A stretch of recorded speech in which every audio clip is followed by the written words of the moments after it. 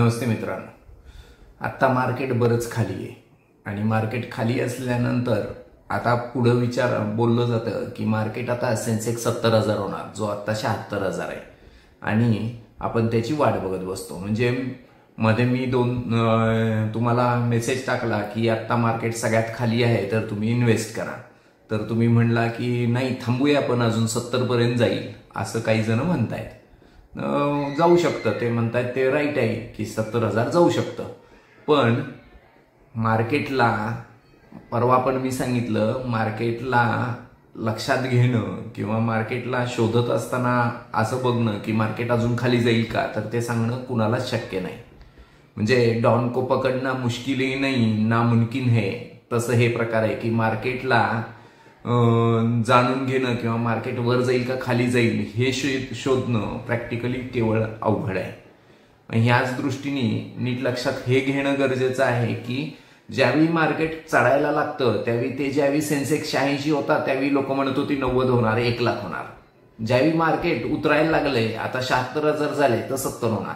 It's a human psychology, हे सेंटिमेंटवर चालतं market. पण थोडंसं जर नीट विचार केला तर लक्षात हे येईल की मार्केट किती खालीवर होत असेल तर त्याचा ग्राफ हा चढताय आणि कुणालाही बॉटम कधीच मिळणार नाही.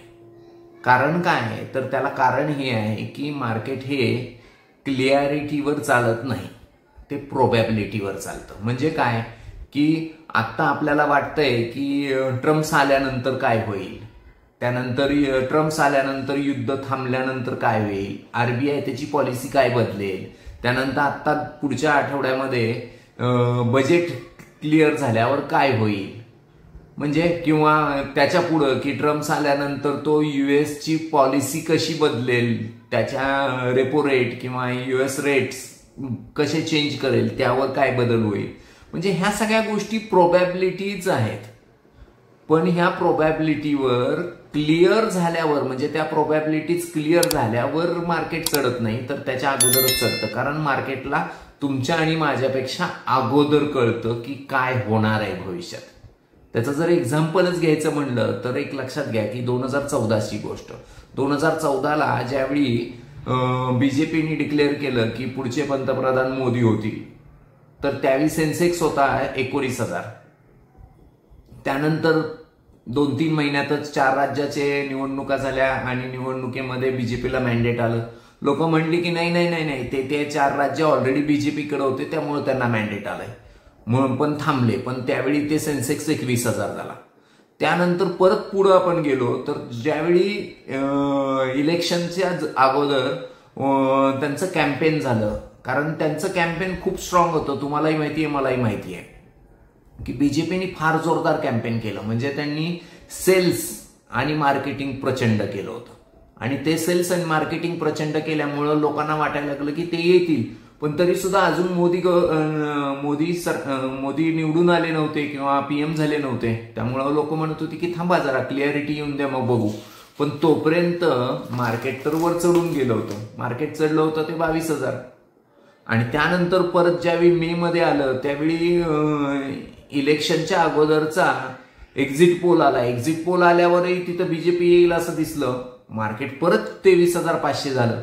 पण 23,500 झालं तरी लोकांना काय वाटलं, नाही नाही नाही नाही, मोदी अजून इलेक्शन झालेलं नाहीये, आता कदाचित चुकू शकतं. नेहमीच काँग्रेसच्या विरोधीच एक्झिट पोल दिला जातो, त्यामुळे आता कदाचित असं होऊ शकतं, असं थॉट आला. त्यामुळं लोकांनी इन्व्हेस्ट नाही केलं. आणि ज्यावेळी मोदी गव्हर्नमेंट पूर्ण मॅन्डेटमध्ये आलं त्यावेळी मॅन्डेटमध्ये आल्यावर 24,122 सेन्सेक्स झाला. म्हणजे कंडिशन काय की 19,000 पासून 24,000 पर्यंत जर लोक क्लिअरिटी शोधत बसले होते की क्लिअरिटी येऊन दे की तेच गव्हर्नमेंट बनणार आहे. कारण शेवटी काय आहे, मार्केटला अपेक्षित काय आहे की फुल मॅन्डेट मधलं कोणतंही सरकार आलं तर देश चांगला प्रगती करेल आणि तेच त्यांना माहिती असतं. आणि तुमच्या आणि माझ्या क्लिअरिटीच्या अगोदर त्यांनी प्रोबॅबिलिटीवर काम केलेलं असतं. त्यामुळे सेन्सेक्स 6,000 पॉईंटनी वाढला होता. तीच गोष्ट आपण कोविड मधली बघितली तर कोविडमध्ये पण लक्षात घ्या की कोविडमध्येही मार्केट खाली आलं होतं, 23,000 झालं होतं. पण त्यानंतर ते कुठं आलंय, आज 78,000 आलंयच ना. त्याच्या अगोदर नोटाबंदीच्या वेळी, त्यानंतर युएस इलेक्शनच्या वेळी, आता ट्रम्पचं युएस इलेक्शनच्या वेळी, म्हणजे ह्या सगळ्या गोष्टी सारख्या चालू राहणार आहेत. भले त्या चालू राहिल्या तरी देशाचा आत्ताचा प्रगतीचा स्पीड बघता मार्केट वरच जाणार आहे हे फिक्स आहे.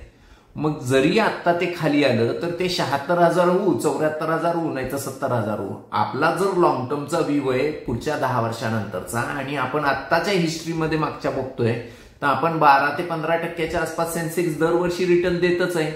तर त्याचं कॅल्क्युलेशन बघितलं, ऍव्हरेजिंग आउट केलं तर ते त्याच ठिकाणी जाणार आहे. इव्हन इफ गेल्या वर्षी मार्केट चढलं होतं 21%, त्यातलं हे 12-13% तुटलं तरी सुद्धा आज 9-10% वरच आहोत, आपण प्लसमध्येच आहोत.